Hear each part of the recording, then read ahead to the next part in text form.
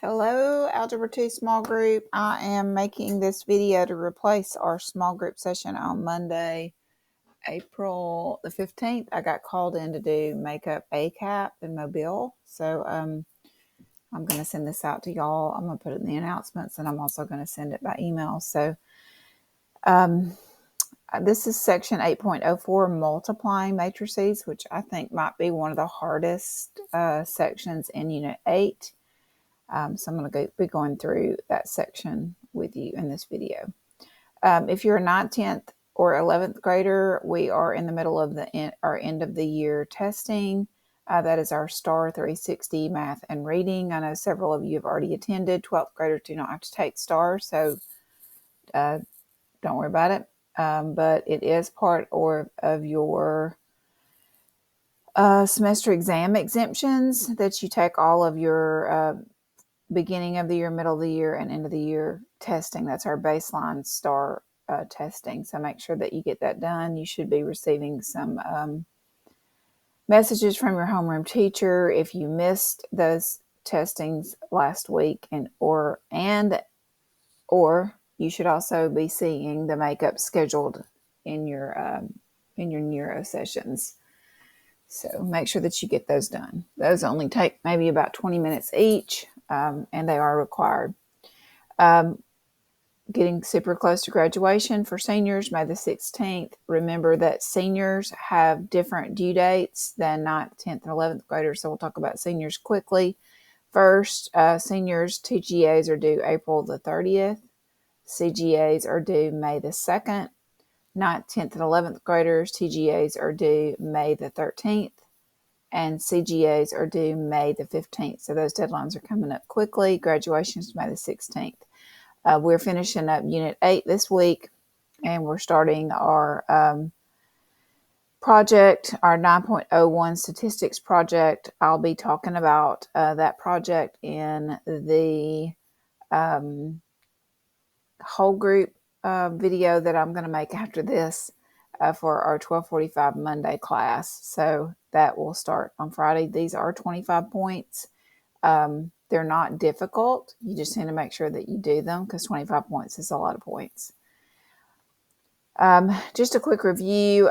We have been studying about matrices in Unit 8. They are really just little tables. They're considered rectangular tables because they're shaped like a rectangle. They have width and length, and they are arranged in rows that go left to right and columns that go up and down.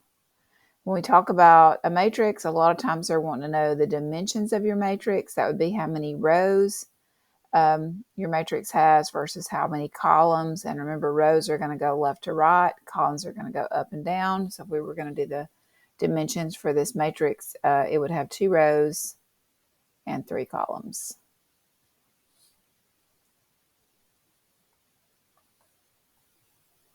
When we are multiplying, so this is going to be different. If we're adding and subtracting, our dimensions have to be exactly the same. So we can only add and subtract 2 by 3 with another 2 by 3.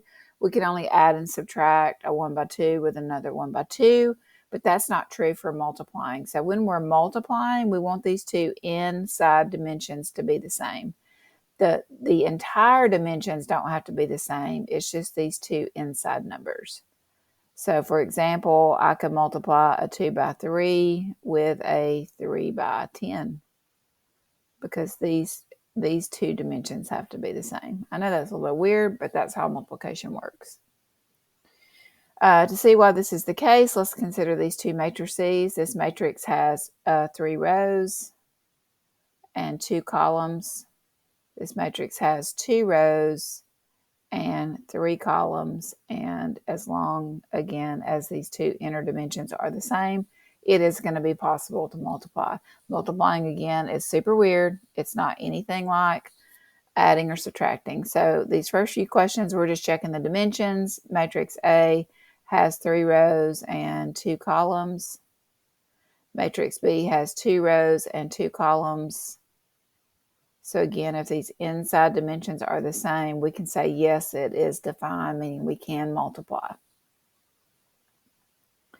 This one's asking us if we can multiply C by D or is C times D defined. So again, we check the dimensions, 2 rows, 1, 2, 3, 4 columns, 2 rows, 1, 2, 3 columns, and these two inside dimensions are not the same, so multiplication would be what we call undefined, or we can't multiply these two matrices together.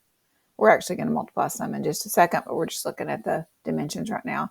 Is the matrix A times B defined? So again, here they've gone ahead and given you the dimensions. So we've got 4 by 2 times a 2 by 3, and then again, as long as these inside dimensions are the same, then yes, it's going to be defined. Multiplication is going to be defined. That means I can multiply the two matrices together. I did find a pretty good graphic of the rules for multiplying. So you're going to take the rows in the first matrix, always, the first row in the first matrix, always, and you're going to multiply it by the first column in the second matrix, always. So it's always first row times first column, always. Okay, that's how it works. And if you'll notice, the A1 and the A2 get multiplied together, and then you always add, and then the B1 and the C2 get multiplied together. Then you move on to the second column. You're still multiplying the first row times the second column. You're going to do A1 times B2, and you're always going to add, and then you're going to do B1 times D2. Then you're going to move to the second row. Once you get finished multiplying the first row times all the columns, and you'll do second row times first columns. That's going to be C1 times A2. You're always going to add, and then D1 times D2. Excuse me. C1 times A2, always going to add, and then D1 times C2. Then you're going to multiply the second row times the second column. So that's going to be C1 times B2. You're always going to add, and then D1 times D2. So it's row times column. You put that answer here. This row times this column. You put that answer here.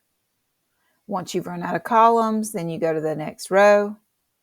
You'll do row times the first column. You put that answer here. Then you'll do this row times the second column. You'll put that answer here. And then these numbers will combine. I'll show you how that goes in just a second. All right, let's take a look at some problems. So, well, let's just see if we can multiply. So we have a 2 by 2 times a 2 by 2. So again, as long as these inside dimensions are the same, that means we can multiply them. So we're going to always start with the first row in the first matrix times the first column.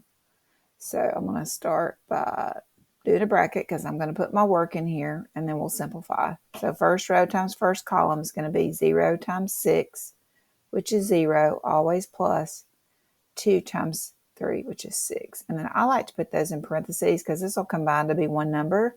So one row times one column is always going to combine to be one number. Now I'm going to do first row times second column. So that's going to be 0 times negative 6, which is 0, always a plus. 2 times 0 is 0. And then there are not any more columns. So that's when I move to the next row. So then I go to the second row, and then I multiply it times the first column.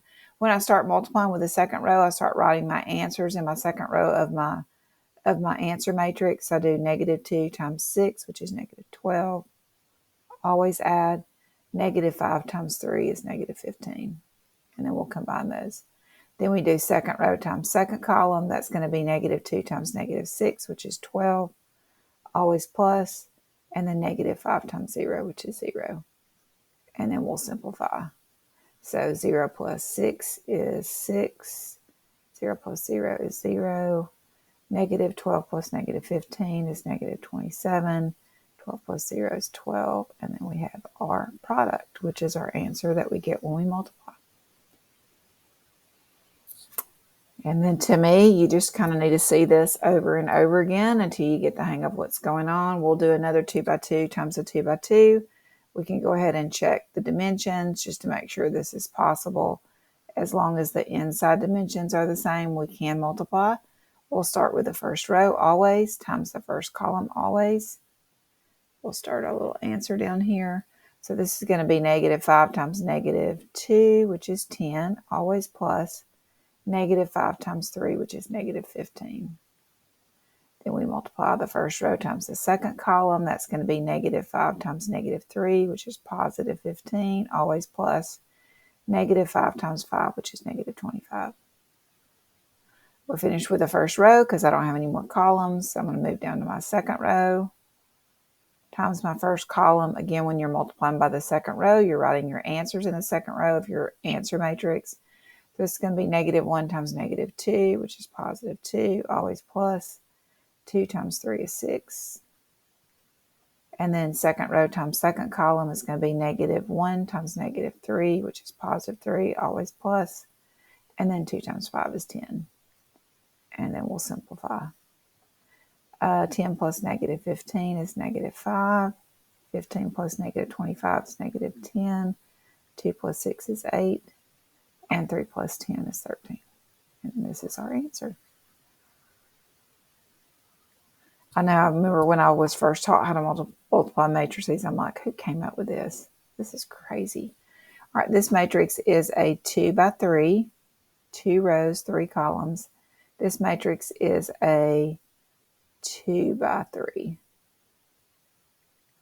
So remember the inside dimensions have to be the same. So this is not possible.